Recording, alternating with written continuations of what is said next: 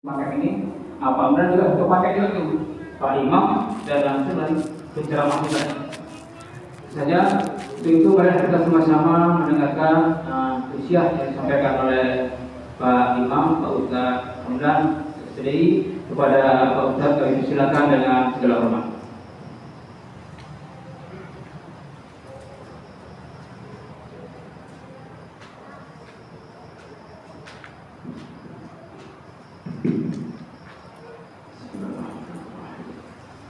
Assalamualaikum warahmatullahi wabarakatuh. Waalaikumsalam warahmatullahi wabarakatuh. Alhamdulillahilladzi khalaqal insan wa 'allamahul bayan. Ashkuru syukra man tabal madida minal malikid dayan.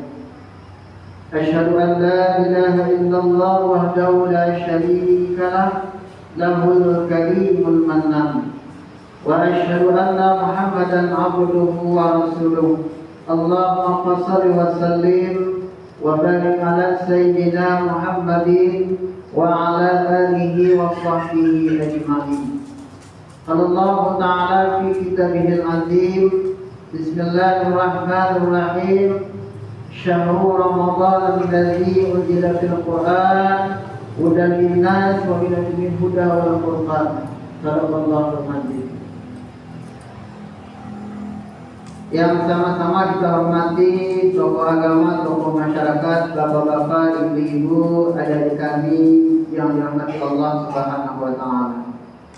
Bersyukur kita kepada Allah pada malam yang berbahagia ini. Allah masih menganugerahkan kita kesehatan, kesempatan sehingga kita dapat melaksanakan rangkaian kegiatan memperingati Nuzul Quran yang beberapa tadi yang sudah kita lakukan, mulai dari buka bersama lebih kurang jam 5:30 kita sudah datang ke musala. Alhamdulillah sampai saat ini kita sudah melaksanakan salat fardu isya dan dilaksanakan juga dilanjutkan dengan salat sunnah witir, salat sunnah tarawih dan witir. Mudah-mudahan rangkaian ibadah qiyamul lail yang kita lakukan pada malam hari ini mudah-mudahan berdampak manfaat, keberkahan dan pahala dari Allah Subhanahu wa taala. Amin Allahumma amin. Salawat beriring salam kita sampaikan kepada junjungan alam Nabi besar kita Muhammad sallallahu alaihi wasallam. Mudah-mudahan kita sebagai umatnya mendapatkan syafaatnya di hari yaumul mahsyar. Bapak Ibu jemaah kami yang berbahagia, pada malam hari ini kita memperingati Nuzul Quran. Setiap atau di mana-mana barangkali di masjid, di musala pada malam hari ini pada umumnya memperingati Nuzul Quran. Quran Bapak Ibu itu adalah mukjizat yang terbesar dari Allah SWT kepada Nabi Muhammad SAW. Mukjizat Nabi Nuh, dia adalah bisa mempertahankan banjir sehingga umatnya lebih kurang 950 tahun bisa diselamatkan yang beriman dan mengikuti Nabi Nuh. Itu adalah mukjizat Nabi Nuh. Lalu Nabi Musa, tongkatnya bisa membelah laut, berubah menjadi jembatan. Itu juga kelebihan dan mukjizat Nabi Musa alaihissalam. Lalu Nabi Ibrahim berhadapan dengan Raja Namrud. Beliau dicampakkan di kobaran api, lalu selamat dari kebakaran yang sudah dicampakkan oleh kaum atau Raja Namrud. Nabi Ibrahim juga selamat dari kobaran api. Itu namanya juga mukjizat. Lalu Nabi Isa bisa menghidupkan orang yang sudah meninggal puluhan tahun, bisa hidup kembali. Itu juga mukjizat. Nabi Isa alaihissalam. Lalu Nabi Muhammad sallallahu alaihi wasallam, mukjizatnya salah satunya adalah bisa membelah bulan, lalu bisa memancarkan dari jari-jari tangannya mengeluarkan mata air. Tapi mukjizat yang terbesar yang Allah berikan kepada Nabi Muhammad SAW adalah Al-Quran. Al-Quran, kita sebagai orang mukmin, orang beriman adalah yakin beriman kepada Al-Quran tersebut, dan salah satu rukun iman. Kalau tingkat SD Bapak Ibu diperintahkan wajib hafal. Ya, rukun iman ada 6. Pertama, iman kepada Allah. 2, iman kepada malaikat Allah. 3, iman kepada kitab-kitab Allah. Kitab-kitab Allah yang wajib kita yakini, yang wajib kita imani ada 4. Betul tak Bu? 4 kan? Nah, itu pelajaran yang dulu itu. Ada 4. Mulai dari Injil, Taurat, Zabur, dan Al-Quran. Semua yang 4 itu Bapak Ibu sama isinya. Apa yang ada di Injil, apa yang ada di Taurat, apa yang ada di Zabur, kemudian apa yang ada di Al-Quran, sama semuanya isinya Bapak Ibu. Tapi kenapa 3 kitab ini zaman sekarang ini kok berbeda orang meyakini di antara umat-umat yang lain? Karena Bapak Ibu, isi Taurat, isi Injil, isi Zabur sudah dirubah orang-orang kafir tersebut. Makanya isinya berbeda Bapak Ibu. Al-Quran yang sempurna isinya, yang luar biasa kemujizatannya yang diberikan Allah kepada Nabi Muhammad SAW, yang menjadi petunjuk bagi jalan orang-orang yang beriman Bapak Ibu. Makanya di bulan Ramadan ini Bapak Ibu, Al-Quran diturunkan. Karena keberkahan bulan Ramadan itu, kenapa salah satunya Bapak Ibu? Karena Al-Quran diturunkan di bulan Ramadan. Apabila Al-Quran itu diturunkan di suatu tempat Bapak Ibu, tempat itu menjadi berkah. Al-Quran diturunkan di kota Mekah jadi berkah Bapak Ibu. Kemudian sebagian Al-Quran diturunkan di kota Madinah, juga kota Madinah menjadi berkah. Lalu bulan Ramadan yang Allah janjikan kepada orang-orang yang beriman begitu banyak, luar biasa, baik itu di segi pahala, keberkahan dan seterusnya. Juga karena ada di dalam bulan Ramadan itu diturunkan Al-Quran. Dalam satu bulan di bulan Ramadan ada namanya satu malam yang disebut malam Lailatul Qadar. Kenapa malam tersebut disebut malam kemuliaan? Karena di malam itu juga Allah turunkan Al-Quran. Lalu bagi umat Nabi Muhammad, orang Islam pada khususnya, mengimani Al-Quran, membaca Al-Quran, meyakini isi Al-Quran dan seterusnya, insya Allah juga akan mendapat keberkahan dalam melaksanakan mengimani Al-Quran Bapak Ibu. Makanya Bapak Ibu, Al-Quran itu bukan hanya sekedar membaca, tapi juga harus kita pahami dan kita amalkan. Orang yang membaca Al-Quran juga akan mendapat keberkahan, pahala yang Allah berikan kepada orang tersebut. Ya.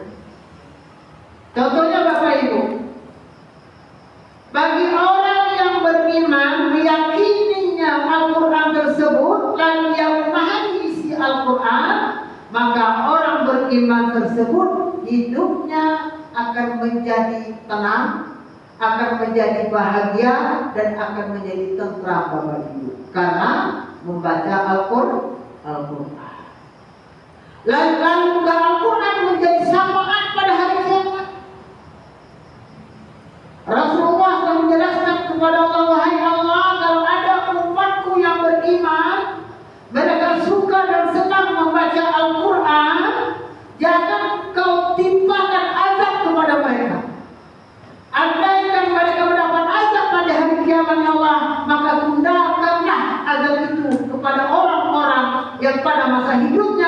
suka membaca Al-Quran.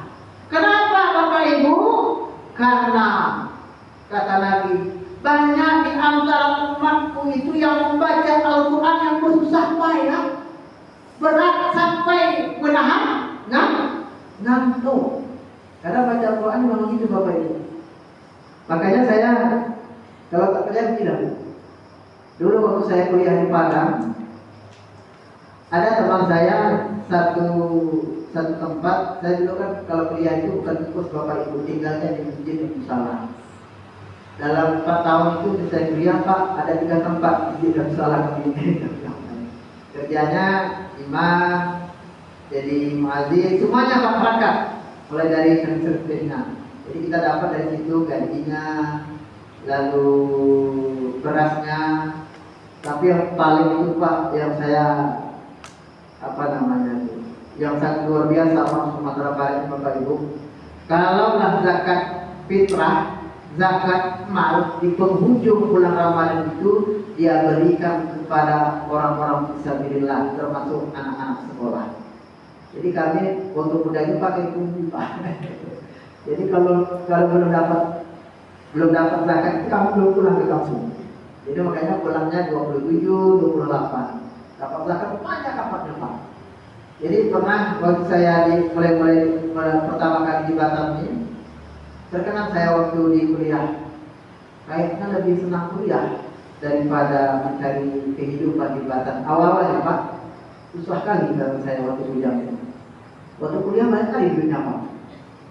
Zakatnya orang itu Pak, ada di Bukit Tinggi itu Potik Sangyo namanya, di seberang kereta api itu di tengah-tengah kota itu di bawah Jakarta, itu masih ada sampai sekarang.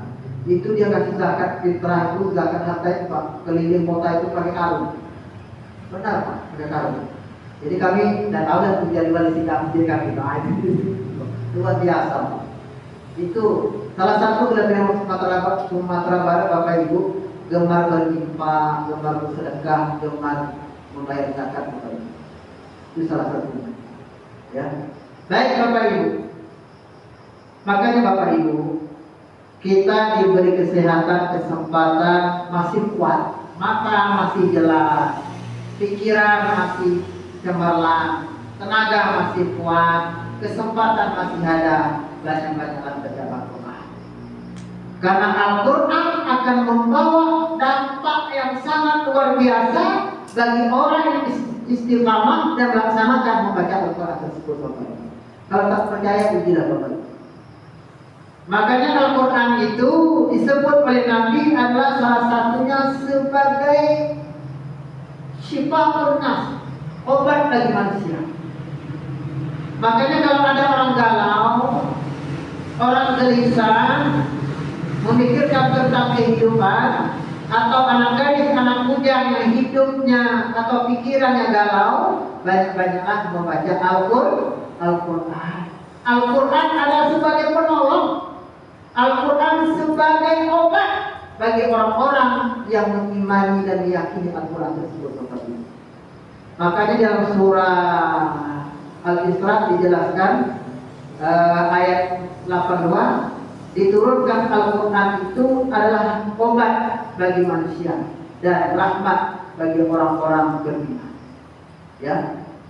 Jadi bagi orang beriman harus meyakini dan mempelajari Al-Quran tersebut Bapak Ibu. Kesempatan di bulan Ramadan adalah untuk kita berlomba-lomba, untuk kita berpacu-pacu untuk membaca Al-Quran Bapak Ibu. Membaca saja Rasulullah sudah menggambarkan pahalanya sangat luar biasa. Apalagi kalau kita mempelajari, memahami dan mengamalkan isi Al-Quran Bapak Ibu. Jadi makanya Bapak Ibu, orang yang membaca Al-Quran dengan orang awam, dengan orang berilmu membaca Al-Quran berbeda Bapak Ibu. Kalau orang awam, maaf ya, bacanya berpacu dia sampai 30 juz di 30 hari. Kalau orang awam Bapak Ibu, dia membaca itu apalagi ada ayat-ayat yang tertentu, dia paham dengan artinya, paham dengan tafsirnya, paham dengan kalimat-kalimat tersebut. Apabila sudah ketemu ayat-ayat yang ada ayat tentang peringatan, ada ayat tentang kegembiraan, ada ayat tentang azab, dia berhenti dulu, menyimak dulu. Perhatikan ayat-ayat. Dia mengimani, meyakini dan mengamalkan isi-isi Al-Quran itu Bapak Ibu. Makanya berbeda cara orang membaca, orang awam dengan orang berilmu yang memahami isi Al-Quran berbeda Bapak Ibu. Makanya Bapak Ibu, ya, anak-anak kita, ya, kita harapkan mereka bisa memahami dan mengerti isi Al-Quran. Bagaimana caranya? Salah satu adalah mereka masukkan ke sekolah agama. Tetapi itu Bapak Ibu, karena memahami Al-Quran, membaca Al-Quran, menulis Al-Quran, ada alatnya Bapak Ibu. Contoh, kita membaca tanpa berhenti, tanpa ada tanda-tanda berhenti, kita berhenti. Tapi kita menyambung dari mana? Itu harus ada ilmunya. Ada ilmu saraf, ada ilmu nahwu, ada ilmu balaghah dan seterusnya. Ada usul fikihnya. Tidak sembarang nyambung Bapak Ibu. Makanya jadi imam Bapak Ibu, ya, kalau kita jadi imam, salah satunya adalah kita harus paham ayat-ayat yang disunahkan oleh Rasulullah SAW. Salah satunya Bapak Ibu, ya, sunnah kita menjadi imam, ayat yang kita baca salah satunya ayatnya harus berurut. Jangan yang dari atas ke yang dari bawah ke atas. Contoh di juz 30 paling bawah.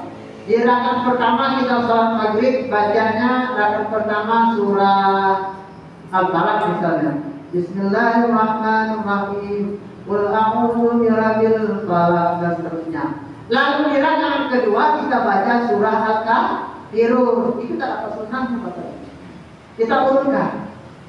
Ada imam yang membaca ayat seperti demikian, tak salah Bapak Ibu, tapi kita harus ikut sunnah Nabi yang sudah diajarkan kepada kita. Itu salah satunya.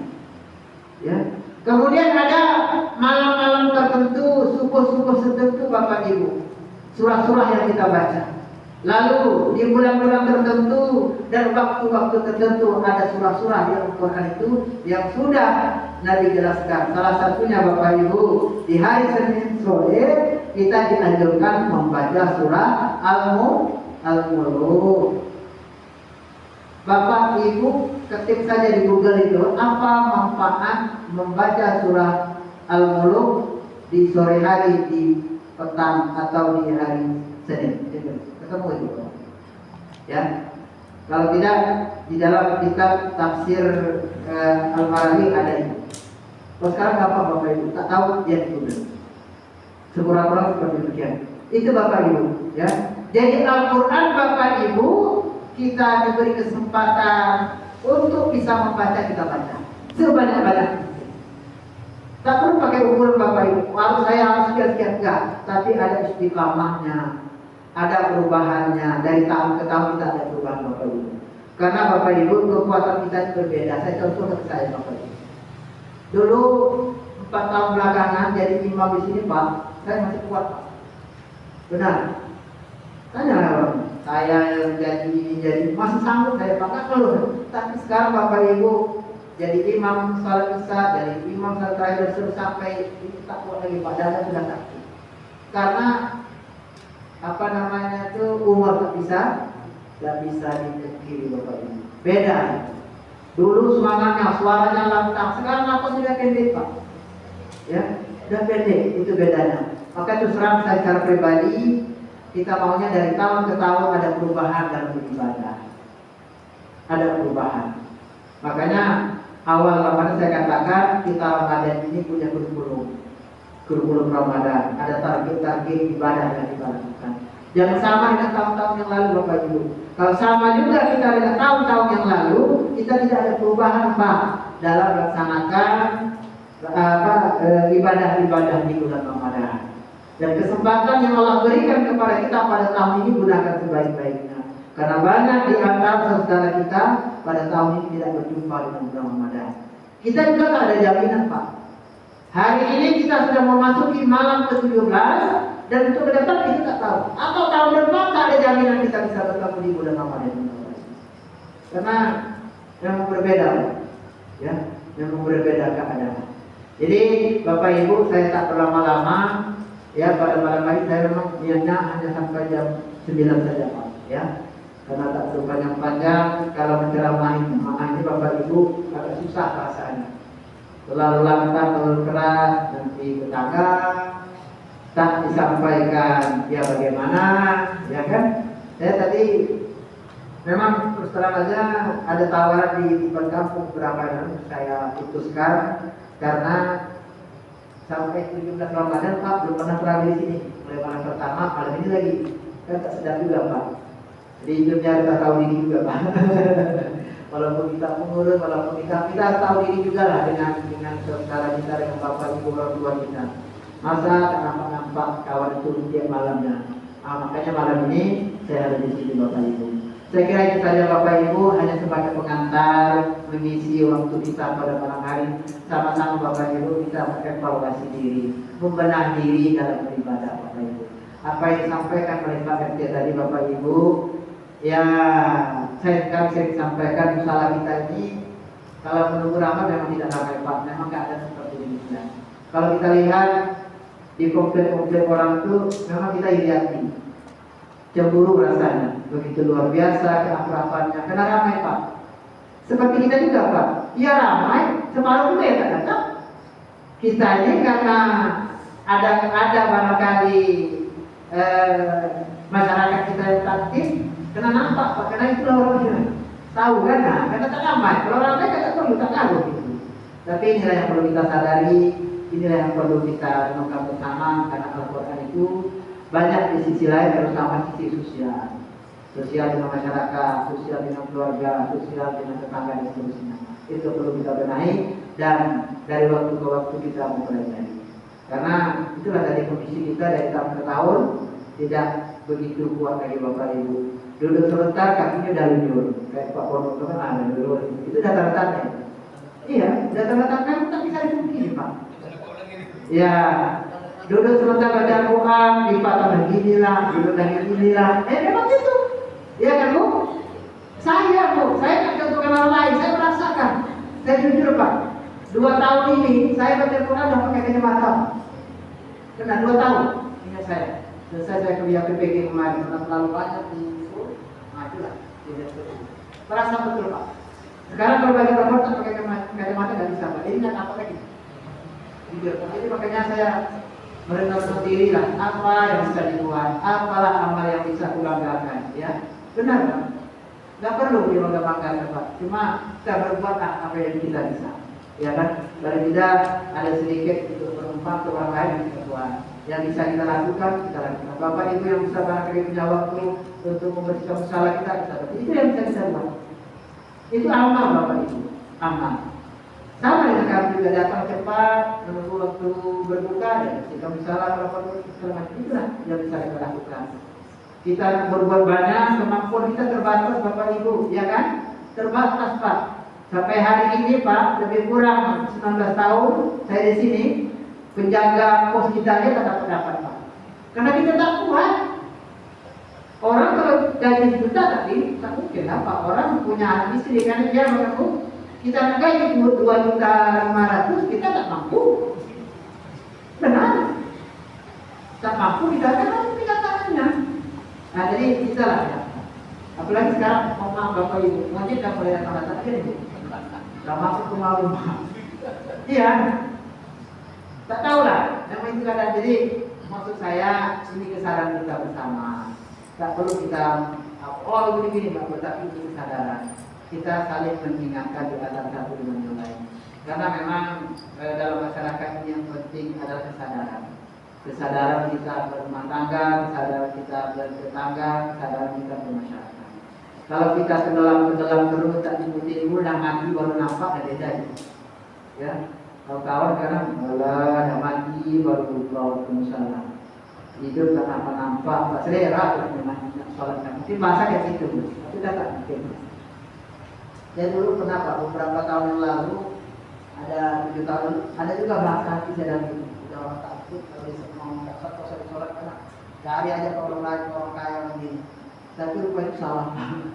Sudah saya pelajari salah, tak benar. Karena hidayah Allah itu kan seseorang itu beda. Hari ini kita mendapat hidayah, ya tahun depan belum tentu. Ya kan, zaman Rasul sudah demikian. Hari ini orang bermaksiat, besok dia mendapat hidayah. Ya kan ada cerita pelacur yang masuk surga. Bayangkan ya. Saya punya teman juga demikian, Pak. Yang jauh di belakang, Pak. Luar biasa, Pak. Apa yang pernah dilakukan? Perampok pertama kali di Batam, iya, Pak. Orang kita Palembang. Ya, sementara istrinya dapat sepupu dengan saya. Sepupu saya. Diceritakan gini. Sekarang udah tak ada gigi baru bilang, aduh, saya begitu katanya. Udah banyak berdosa dosa. Bagaimana ini? Di Batam apa yang tak pernah saya lakukan? Loh, Pak. Tapi sekarang barangkali karena bergaul dengan orang-orang baik, keluarganya orang baik-baik, barangkali dapat hidayah kembali. Inilah makanya kami harap kepada anak-anak kami, ya, tentu berbuat baik dan berusaha berbuat baik. Kami ini berusaha untuk berbuat baik dengan siapapun, dengan Allah, dengan sesama manusia. Kita ini berusaha menjadi orang baik. Bukan kita jadi orang baik, Pak. Jangan orang bilang rajin untuk masjid, rajin musalah, bilang enggak, Pak, belum ada jaminan. Iya kan? Nampak fisiknya aja rajin bekerja, hatinya belum tentu. Kita ini berusaha ingin menjadi orang baik, baik di hadapan Allah, baik di hadapan manusia itu yang kita inginkan. Barangkali itu Bapak Ibu, saya memang tidak menceramah kalau ini Pak, cuma hanya curhat saja. Ya, barangkali itu terima kasih banyak kami ucapkan kepada ibu-ibu kami yang sangat luar biasa, yang memang sudah mensiasati kegiatan-kegiatan keagamaan di kompleks kita ini, termasuklah pada malam hari ini atau tadi sore berbuka bersama Bapak Ibu. Ya, saya kira itu saja. Mudah-mudahan segala kebaikan, perbuatan yang kita lakukan dengan ikhlas, mudah-mudahan itu membawa keberkahan bagi kita semua. Terima kasih. Mohon maaf kami akhiri dengan assalamualaikum warahmatullahi wabarakatuh. Kembali dulu, kali ini minum dulu. Oke.